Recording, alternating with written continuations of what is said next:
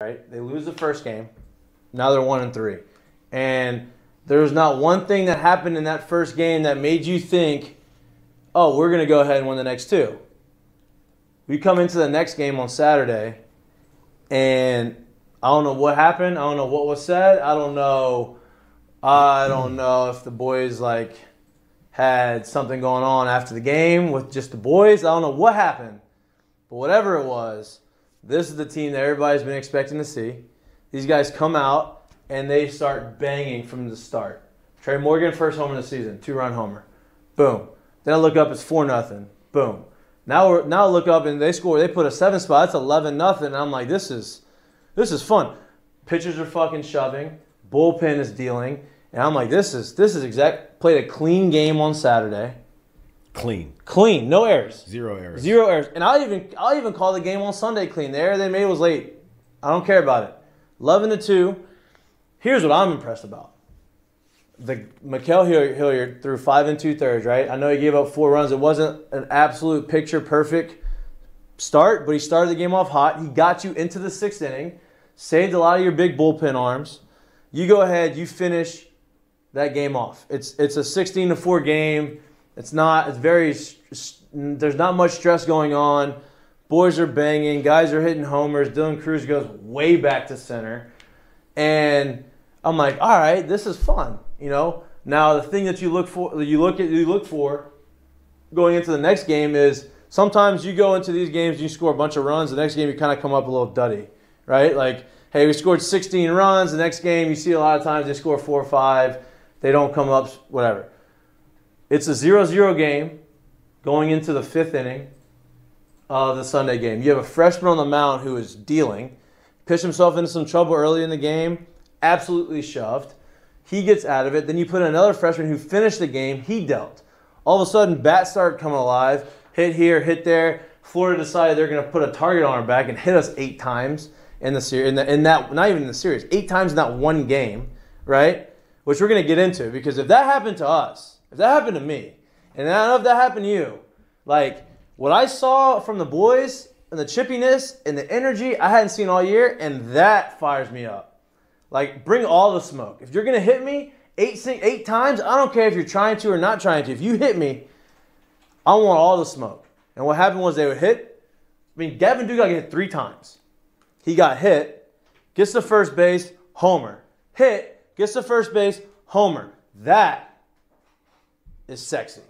That is what you want to see. That is, hey, you know what? You hit me, I'm going to stare your ass down, going to first base because I'm not fucking happy. That did not feel good. And you know what's going to happen? The next guy's going to hit a bomb, and he's going to watch it. And it's going to look good, and we're going to go back, and we're going to celebrate right in your face, and the umpires are going to warn us because we're getting too chippy. And they're going to hit us again. The umpires aren't going to do shit. They're going to sit back there and just say, hey, you know what? We just warned you, which I have no idea why you warn somebody, and the next guy gets hit after a homer, and he gets to stay in the game. I have no idea how that happens, but it happened, and thank you for allowing it to happen because the next guy, homer, right? Then you go there, and he finally gets taken out of the game, but he did us a favor because the guy is struggling. But I don't understand. If you're going to warn a guy, if you're going to warn teams, so basically that warning was just to LSU. Hey, stop talking shit, basically, is what that warning was about. Because the next guy, after giving up a homer, after the warning, gets beamed first pitch with a fastball, and he gets to stay in, no problem. I don't understand that situation, but LSU goes ahead and wins 11-2, complete dominance.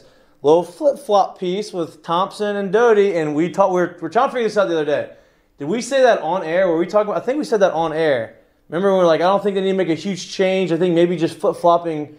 We talked about when that happened. I didn't know who or where or if it would happen. We said it. But we've talked about I don't know. Or where we said it. No. Or when it happened. No, I'm saying we talked about how that changed the dynamic of a team we played on and how it helped us. So I'm not surprised that I'm, And I'm not saying that's what happened. Made a move, and things happen. I'll say this. We sit here and we talk about all of that, the chippiness and all that, and that's so true. To me, the biggest part of the weekend was the most glaring part of the whole season, where you leave the weekend in 3 games and you only make 2 errors, right? 2 errors. And so you make the error Friday night, which I completely think it's a wash. The kid threw well. All of that happened. There's a lot of things that kind of, snowballed into the drumming they got on Friday night. But you go into Saturday, you start the game off hot, you play well. At any time right there where you make an error on what could be a routine play on defense, it could snowball the other way. So you drum them on Saturday, and then you come out, just like you said, you usually score a lot of runs, and then there's a low the next day. They come out the next day, there's nothing through 5. At any time in that 5 where you make errors, it could literally snowball the other way. And or pitchers don't throw strikes to get guys on base. So they play good defense. They throw strikes. They stay in the game. You turn it into a drumming.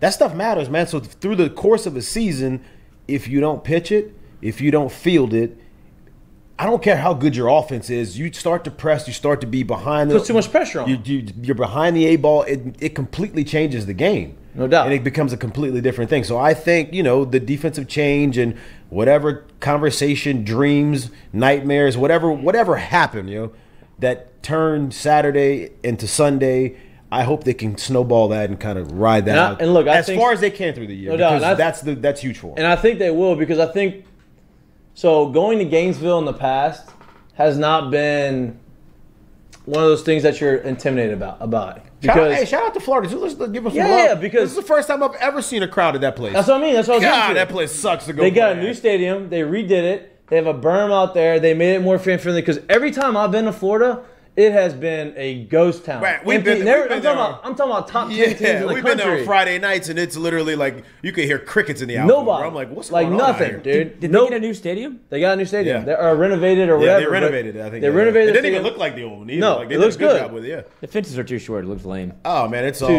low, friendly. like Camden Yards. Very little homer, boy. very Camden homer Yards. friendly. Yeah. Yes. So I'm seeing this. I'm like, damn, this is like a packed crowd, right? So Friday they beat our ass because their pitcher, look, their guy on the mound on Friday was good. Yeah.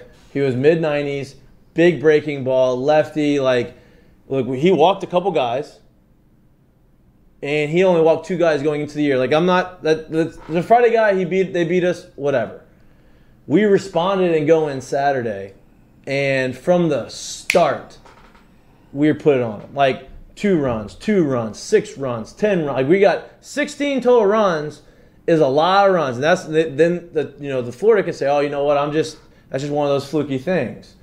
Then you go back on Sunday, and we talked about it, and I said, I think, outside of the, hey, playing a clean game, getting the zeros part. Yeah. Is I'm impressed by, especially by 2 freshmen, right? So, hey, look, it's 0-0. It's a tough game. It's a rubber match. Both teams want to win. Florida's a top 10 team in the country. LSU is struggling. They go in. You have a freshman on the mound who gets in some trouble early on in the game, pitches out of the trouble, still puts up the zeros. You give the offense an opportunity. Okay, we're going to kind of get comfortable now here on Sunday. We're going to figure some stuff out. Boom, they score some runs. Guy comes in, 0. Score some more runs. Guy comes in, 0. That's how you beat teams. That's how you win series in the SEC, and that's how you put teams away. That's how you say you in this game before it even gets to the ninth there's inning. something, just like you said, zeros. There's something to be said about, and both of them were pretty much like irrelevant innings. Like it was the 6th inning in one game and like middle of the game in the other. The last two games, there's 18 innings. Florida scored in 2 of those innings. Yeah. There's something to be said about getting guys on and off the field, No doubt. getting the offense back in the dugout, being offensive in the game, and that's huge. We talked about how much of a momentum game baseball is. Like hitting's contagious, good defense, bad whatever. All that's contagious.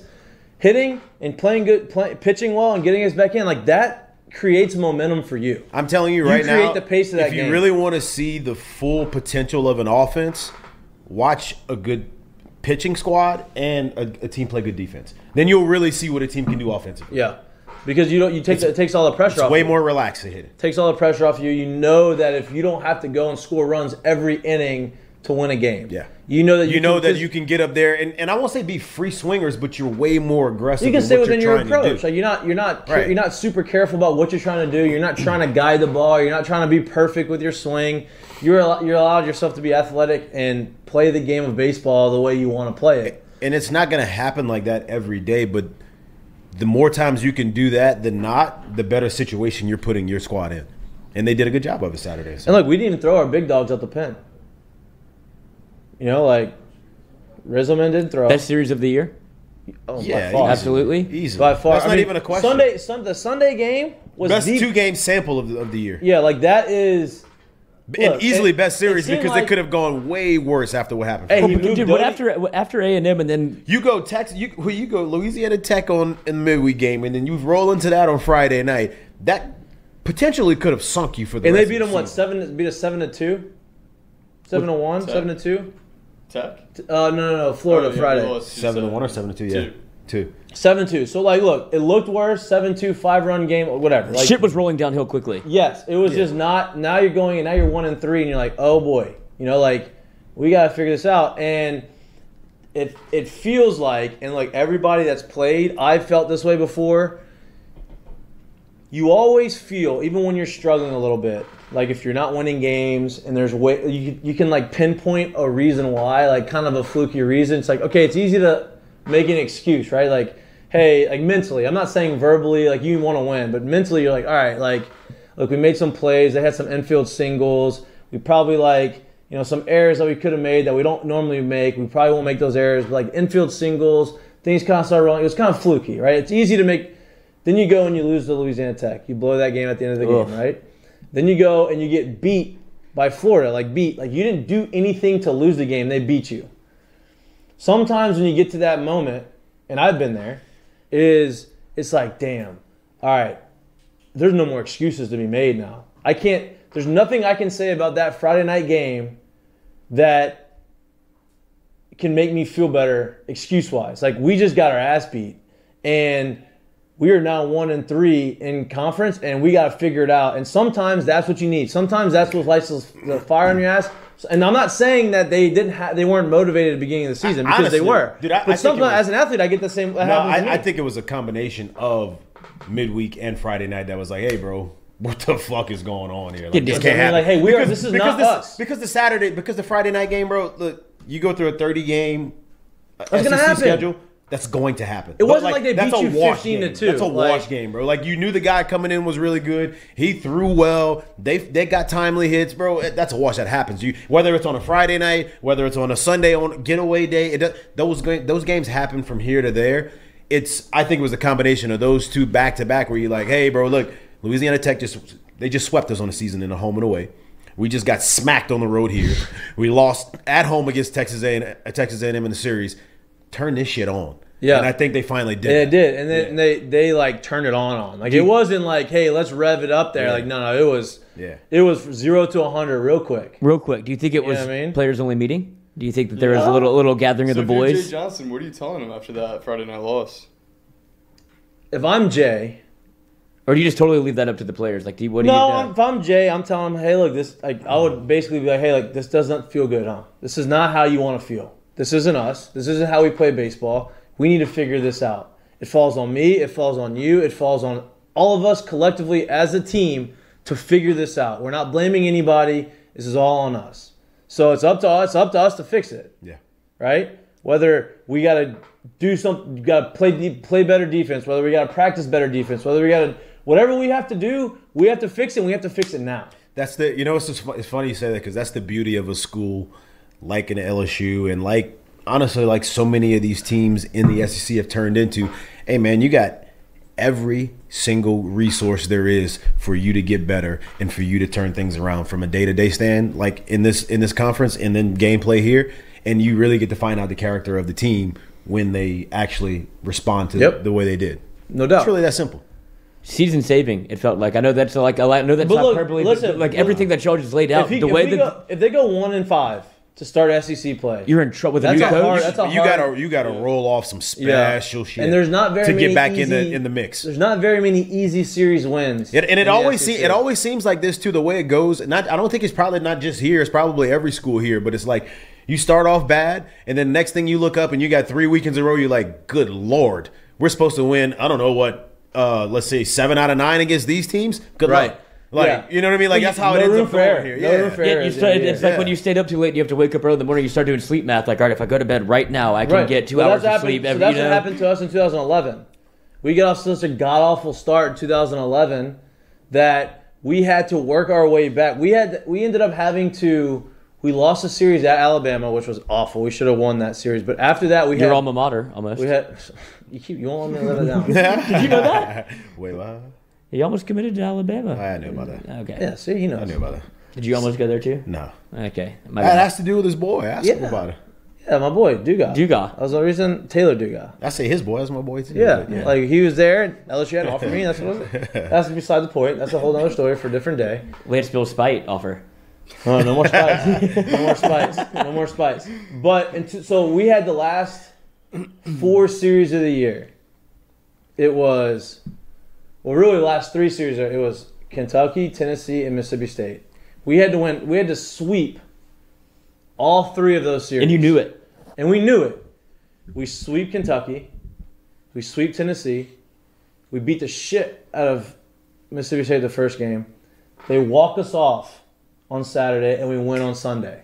So we win 8 out of 9, and we end up missing. We were 9th team in the SEC. We ended up missing this tournament. We ended up not getting a bid. Now listen, we were 13 and 17. I understand that you have to have a better record of getting there to make the postseason, but the 9th team in the SEC now will always make the postseason. Yeah. We had a 20 whatever RPI. That's beside the point. But the whole point of that story is going into the end of the year, you have no room for error to lose one game. Baseball's hard.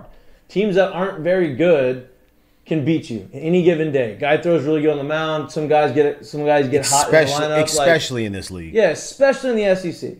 So going down to the end of the year and not having any room for error is hard.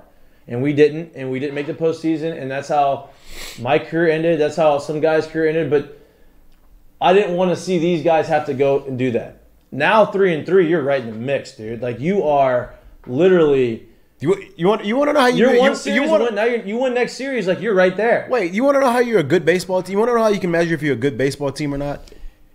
Saturday and Sunday. You either win series very, very often, so you're not dropping too many series, and or you don't get swept. Yeah. It's really that simple. Yeah, you win.